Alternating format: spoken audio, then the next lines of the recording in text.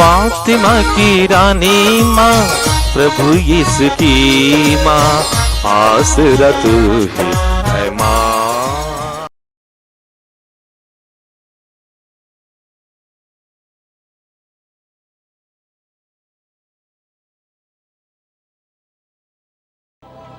पहला पाठ प्रेरित चरित्र, अध्याय 2, पद संख्याएं 14 और 22 से 33 तक। यह असंभव ही था कि वह मृत्यु के वश में रह जाए। पेंतेकुस्त के दिन पेतरुस ने 11 के साथ खड़े होकर लोगों को संबोधित करते हुए ऊंचे स्वर से कहा, इस्राएली भाइयों, मेरी बात ध्यान से सुनिए। आप लोग स्वयं जानते हैं कि ईश्वर ने यीशु नाज़री द्वारा आप लोगों के बीच कितने महान कार्य, चमत्कार तथा चिन्ह दिखाए हैं। इससे यह प्रमाणित हुआ कि यीशु ईश्वर की ओर से आप लोगों के पास भेजे गए थे। वह ईश्वर के विधान तथा पूर्व ज्ञान के अनुसार पकड़वा दिए गए और आप लोगों ने विधर्मियों के हाथों उन्हें क्रूस पर चढ़वाया और मरवा डाला है। किंतु ईश्वर ने मृत्यु के बंधन खोलकर उन्हें पुनर्जीवित किया। यह असंभव ही था कि वह मृत्यु के वश में रह जाए, क्योंकि उनके विषय में दाऊद यह कहते हैं, प्रभु सदा मेरी आँखों के सामने रहता है, वह मेरे दाहिने विद्यमान है, इसलिए मैं दृढ़ बना रहता हूँ। मेरा हृदय आनंदित है, मेरी आत्मा प्रफुल्लित है और मेरा शरीर भी सुरक्षित रहेगा, क्योंकि तू मेरी आत्मा को अधोलोक में नहीं छोड़ेगा। तू अपने भक्त को कब्र में गलने नहीं देगा। तूने मुझे जीवन का मार्ग सिखाया है, तेरे पास रहकर मुझे परिपूर्ण आनंद प्राप्त होगा। प्रभु की वाणी। ईश्वर को धन्यवाद। भजन अनुवाक्य। हे प्रभु, हमें जीवन का मार्ग दिखा। हे प्रभु, हमें जीवन का मार्ग दिखा। हे प्रभु, तुझ पर ही भरोसा है, तू मेरी रक्षा कर। मैं प्रभु से कहता हूँ, तू ही मेरा ईश्वर है। हे प्रभु, तू मेरा सर्वस्व और मेरा भाग्य है, तेरे ही हाथों मेरा जीवन है। अनुवाक्य। हे प्रभु, हमें जीवन का मार्ग दिखा। हे प्रभु, हमें जीवन का मार्ग दिखा। मैं अपने परामर्शदाता ईश्वर को धन्य कहूँगा। मेरा अंतःकरण रात को भी मुझे मार्ग दिखाता है। प्रभु सदा ही मेरी आँखों के सामने रहता है, वह मेरे दाहिने विद्यमान है, इसलिए मैं दृढ़ बना रहता हूँ। अनुवाक्य। हे प्रभु, हमें जीवन का मार्ग दिखा।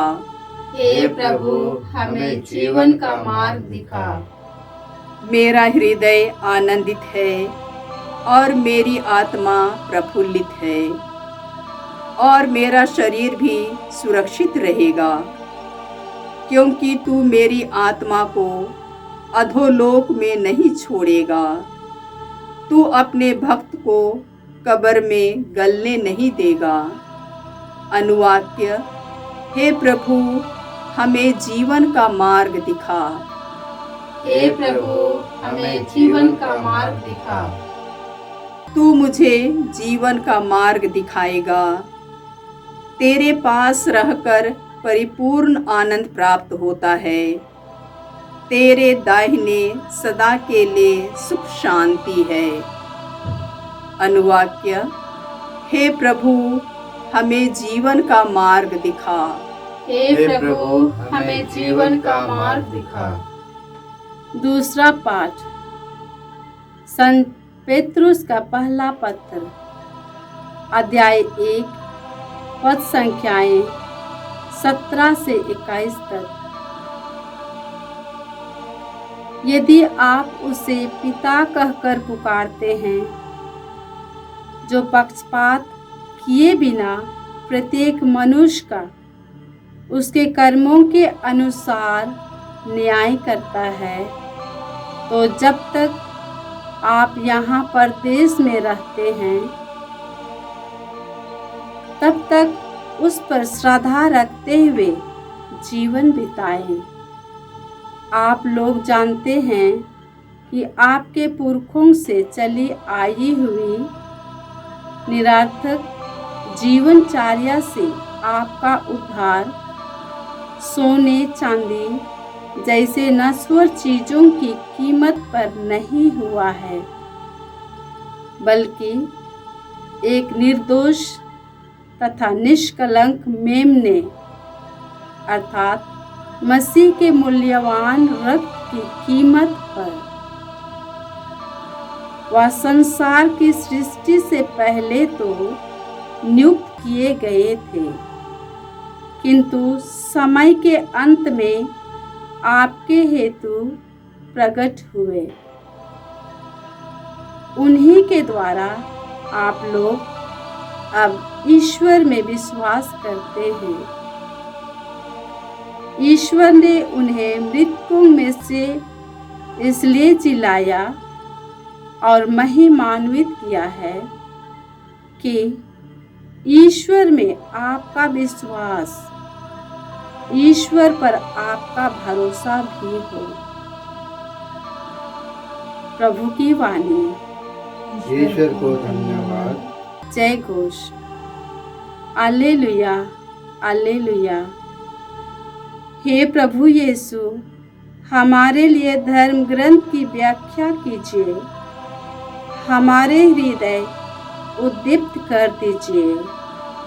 alleluia। प्रभु आप लोगों के साथ हो और आपकी आत्मा के साथ। संत लूकस के अनुसार पवित्र सुसमाचार। हे प्रभु तेरी महिमा हो।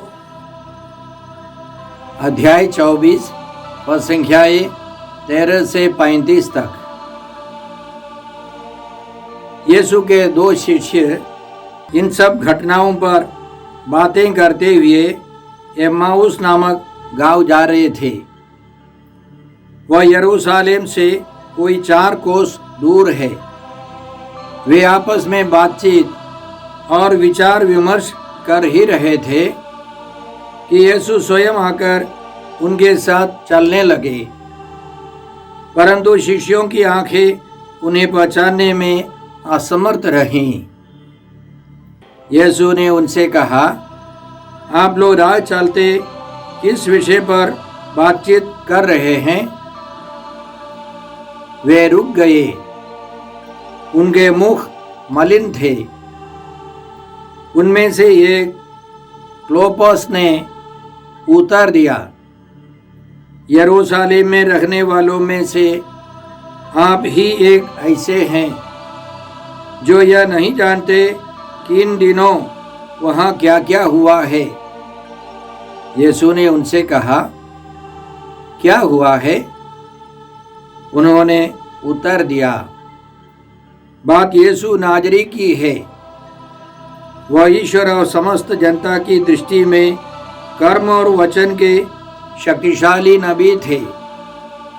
हमारे महायाजकों और शासकों ने उन्हें प्राणदंड दिलाया और क्रूस पर चढ़वाया। हम तो आशा करते थे कि वही इस्राएल का उद्धार करने वाले थे। यह आज से 3 दिन पहले की बात है। यह सच है कि हम में से कुछ स्त्रियों ने हमें बड़े अचंभे में डाल दिया है। वे बड़े सवेरे कब्र के पास गई और उन्हें यीशु का शव नहीं मिला। उन्होंने लौटकर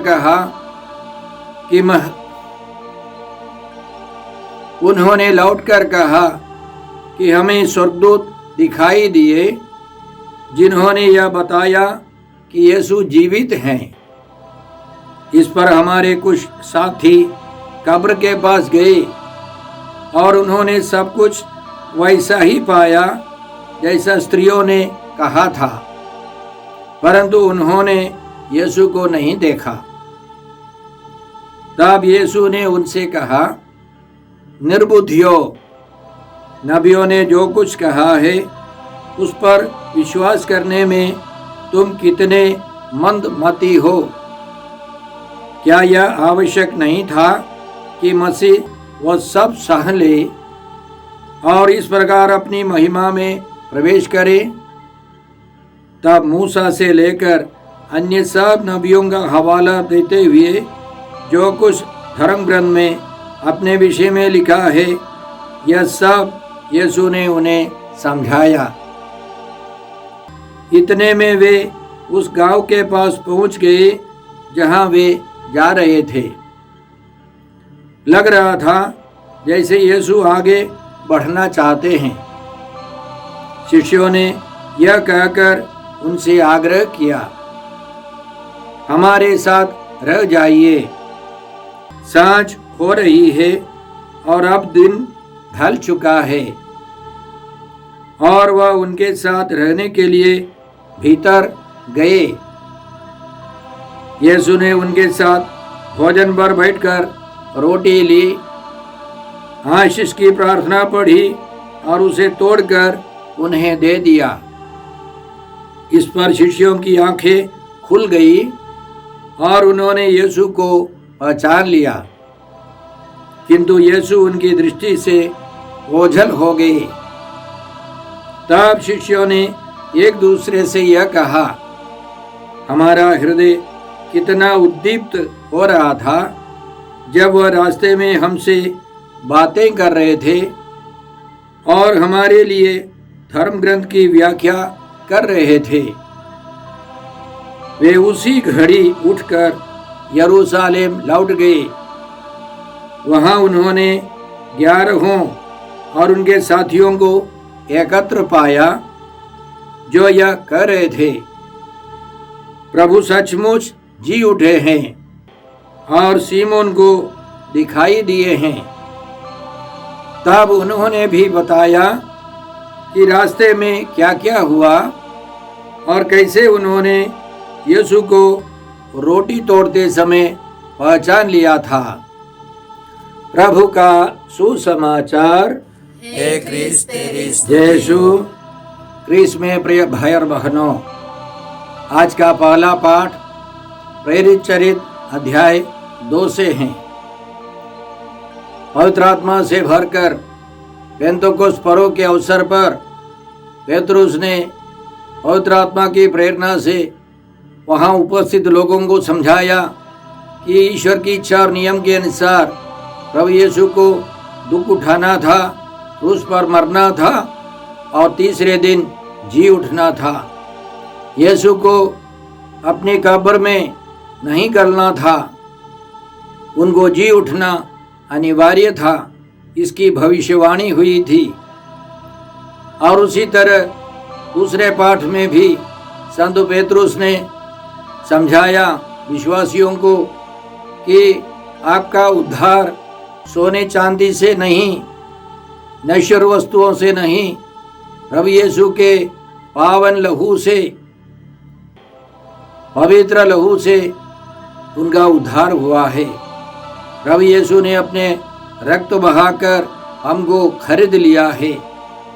इसके बारे में संत पौलुस रोमियों के नाम पत्र में लिखते हैं, ईश्वर ने चाहा कि ईसा अपना रक्त बहाकर पाप का प्रायश्चित करे और हम विश्वास के द्वारा उसका फल प्राप्त करें। इसी तरह संत यूहन्ना प्रकाशना ग्रंथ के अध्याय 1 में लिखते हैं, यीशु हमको प्यार करते हैं, उन्होंने अपने रक्त से हमें पापों से मुक्त किया और अपने ईश्वर और पिता के लिए हमें याजकों का राजवंश बनाया है। तो हम पिता ईश्वर को धन्यवाद देते हैं इस मुक्ति योजना के लिए। आज के सुसमाचार में हमने यह सुना कि यीशु के पुनरुत्थान के दिन सुबह, रविवार के दिन सुबह 2 शिष्य लोग निराश होकर, उदास होकर यरूशलेम से एम्माउस नामक गांव की ओर जा रहे थे। उनमें से एक का नाम दिया है क्लोफस, दूसरा का नाम नहीं दिया गया है। कई आध्यात्मिक गुरुओं का मानना है कि वह अनजान व्यक्ति आप समझ करके इस घटना को पढ़े। आप निराश उदास होकर यरूशलेम से एम्माउस की ओर जा रहे थे और रास्ते में यीशु आए। उन्होंने यीशु को नहीं पहचाना। पुनर्जीवित यीशु को पहचानने में वे असमर्थ थे। उनकी समस्याओं को समझकर प्रभु यीशु ने उनको समझाया कि यह सब ईश्वर की योजना थी। मूसा से लेकर सब नबियों ने जो कुछ लिखा है वो सब यीशु में पूरा हो गया है। यह पिता ईश्वर की योजना थी। मानव मुक्ति के लिए यह होना अनिवार्य था। और काफी देर की चर्चा, ईश्वर के वचन की व्याख्या के बाद वे अपने गांव पहुंच गए। भोजन करते समय प्रभु यीशु ने रोटी ली, आशीष की प्रार्थना पढ़ी, उसे तोड़कर अपने शिष्यों को दे दिया। उन्होंने उसे ग्रहण किया और उन्होंने यीशु को पहचान लिया। उसी समय यीशु उनके बीच से गायब हो गए, ओझल हो गए और उन्होंने आपस में चर्चा की कि यीशु रास्ते में ईश्वर के वचन की व्याख्या करते समय उनके हृदय उद्दीप्त हो रहे थे, जल रहे थे और वे समझ गए पुनर्जीवित यीशु एक वास्तविकता है। सच में प्रभु यीशु जी उठे हैं और उनके बीच निवास करते हैं। उस परम प्रसाद में रोटी तोड़ने का मतलब है या परम प्रसाद है। उस परम प्रसाद में यीशु विद्यमान है। वे बड़े उत्साह के साथ लौट आए और अन्य शिष्यों को बताने लगे कि हमने पुनर्जीवित यीशु को देखा है। प्रभु यीशु ने हमको वचन सुनाया, वचन की व्याख्या की और परम प्रसाद में उपस्थित यीशु ने अपने को दे दिया। उनका जीवन बदल गया। भाई और बहनों, हम इस घटना से बहुत कुछ सीख सकते हैं। सबसे पहले जीवन के रास्ते पर हमें ईश्वर का वचन चाहिए, परम प्रसाद चाहिए। हमारी समस्याओं का समाधान मिस्सा बलिदान है। मिस्सा बलिदान की वही ढांचा है। यीशु के आगमन, यीशु की चर्चा और यीशु ने रोटी तोड़कर उनको दे दिया। यह मिस्सा बलिदान है। परम प्रसाद में उपस्थित यीशु को हम पहचानते हैं। उनकी शक्ति ग्रहण कर हमारा जीवन बदल जाता है। इसके अलावा संत लूकस हमें ये समझाना चाहते होंगे कि कलीसिया इसी प्रकार आगे बढ़ती है। यरूशलेम से अन्य जगह पर संसार के कोने कोने में जाकर सुसमाचार सुनाने के लिए यीशु के शिष्य लोग निकलते हैं। संसार के अंत तक जाना है और यीशु को पहचानते हुए यीशु को बांटने के साथ साथ वे लौट आते हैं। कलीसिया से जुड़े रहना है। संत पौलुस एक संपूर्ण मिशनरी अपना अनुभव बताते हैं। ईश्वर की शक्ति प्रभु यीशु का वरदान पाकर वे सुसमाचार के प्रचार के लिए निकल गए। गलातियों के नाम पत्र अध्याय 1 में संत पौलुस इसी तरह लिखते हैं, मैं 3 वर्ष बाद कैफस से मिलने यरूशलेम गया और उनके साथ 15 दिन रहा। प्रभु के भाई याकूब को छोड़कर मेरी भेंट अन्य प्रेरितों में किसी से नहीं हुई। वे मातृ कलीसिया में केंद्र में आए, अधिकारियों से मिले और फिर चले गए। आगे अध्याय 2 के पद संख्या 1 में इसी तरह हम लोग पढ़ते हैं, इसके बाद 14 वर्ष बाद मैं बरनबास के साथ फिर यरूशलेम गया। मैं तीतुस को भी अपने साथ ले गया।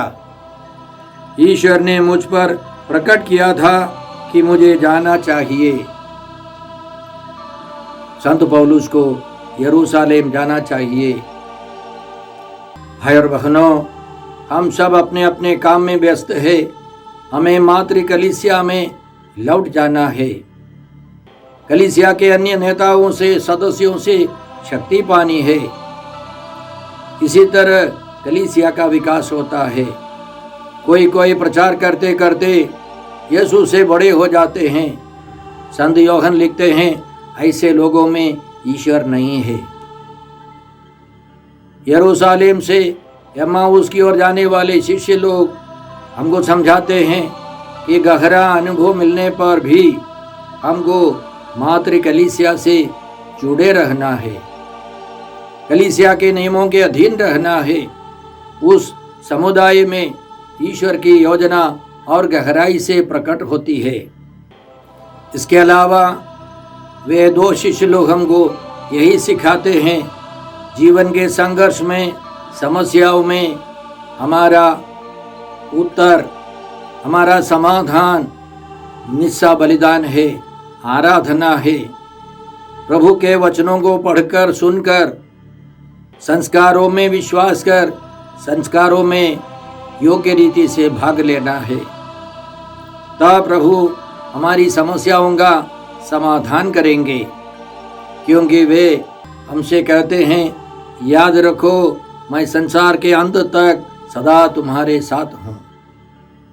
वे इम्मानुएल हैं, हमारे साथ रहने वाले ईश्वर हैं। हम अपनी समस्याओं को समर्पित करते हुए प्रभु का वचन सुने, प्रभु यीशु को परम प्रसाद में योग्य रीति से स्वीकार करें। हे पिता ईश्वर, हे प्रभु यीशु, हे पवित्र आत्मा ईश्वर, आज के सारे वरदानों के लिए हम तुझे धन्यवाद देकर प्रार्थना करते हैं कि हम सब जीवन के रास्ते पर प्रभु से भरकर जीवन बिताए, प्रभु का प्रचार करें, मातृ कलीसिया के साथ जुड़े रहें। हम यह प्रार्थना करते हैं प्रभु क्रिस्त के द्वारा। हमारे प्रभु यीशु क्रिस्त की कृपा, ईश्वर का प्रेम और पवित्र आत्मा का सहचर्य आप सबों को प्राप्त हो। आमीन।